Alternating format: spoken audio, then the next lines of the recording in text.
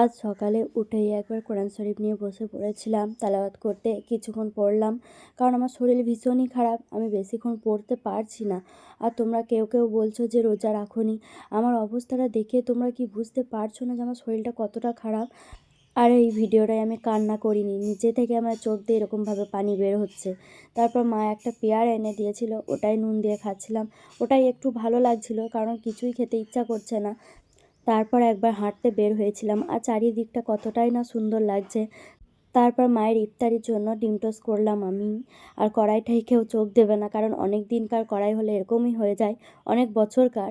তারপর ডিম টোস্ট বানিয়ে আমিও খেয়ে নিলাম। ভালোই হয়েছিল, এই ফার্স্ট টাইম বানালাম, আমি সেরকম ডিম টোস্ট বানাতে পারি না। তারপর এই যে মা ভাত খাইয়ে দিচ্ছিল, নিজের হাতে সত্যি খেতে একদমই ইচ্ছা করছে না।